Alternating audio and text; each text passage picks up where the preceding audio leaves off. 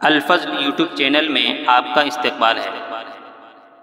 اس channel پر روزانہ قرآن پاک کی ایک آیت تلاوت سماعت ترجمہ اور مختصر تشریح پیش کی جا رہی ہے۔ ویڈیو اپلوڈ ہونے پر نوٹیفیکیشن پانے کے لیے اس چینل کو سبسکرائب کریں اور بیل آئیکن ضرور دبائیں۔ السلام علیکم ورحمۃ اللہ وبرکاتہ۔ میرے دینی و ایمانی بھائی اور بہنوں، سورہ مائدہ آیت نمبر 66 پیش خدمت ہے۔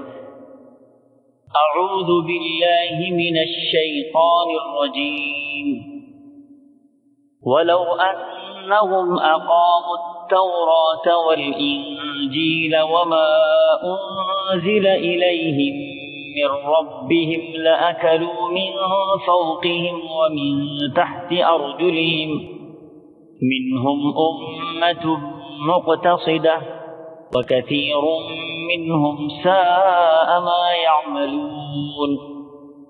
اور اگر یہ لوگ تورات و انجیل اور ان کی جانب جو کچھ اللہ تعالیٰ کی طرف سے نازل فرمایا گیا ہے ان کے پورے پابند رہتے تو یہ لوگ اپنے اوپر سے اور نیچے سے روزیاں پاتے اور کھاتے۔ ایک جماعت تو ان میں سے درمیانہ روش کی ہے، باقی ان میں سے بہت سے لوگوں کے برے اعمال ہیں۔ حضرات، گزشتہ آیت کی مزید تاکیدی کچھ اور باتیں اس آیت میں بیان کی جا رہی ہیں۔ اقاموں کا لفظ استعمال کر کے اس بات کو بیان کیا جا رہا ہے کہ اگر وہ لوگ تورات و انجیل کے تمام احکامات کی پابندی کرتے جو ان میں دیے گئے ہیں، ان احکامات میں یہ بھی تھا کہ نبی آخر الزماں حضرت محمد مصطفیٰ صلی اللہ تعالی علیہ وسلم پر ایمان لانا ہے، ان پر اتاری گئی کتاب پر ایمان لانا ہے۔ خلاصہ یہ کہ وہ اسلام قبول کرتے اور اسلامی تمام احکامات کو تسلیم کرتے۔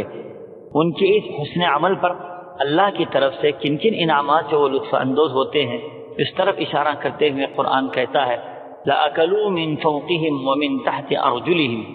تو یہ لوگ اپنے اوپر سے اور نیچے سے روزیاں پاتے اور کھاتے، یعنی اللہ کی طرف سے ان کے اوپر خوب برکتیں نازل ہوتی، خوشحال زندگی گزارتے، قسم قسم کی روزیاں نصیب ہوتی۔ من فوقہم، اوپر سے یعنی آسمان سے حسب ضرورت رحمت کی بارش ہوتی، ومن تحت ارجلہم، اور ان کے پیروں کے نیچے سے یعنی زمین سے بھی انہیں روزیاں ملتی، زمین سے خوب اچھی پیداوار ہوتی۔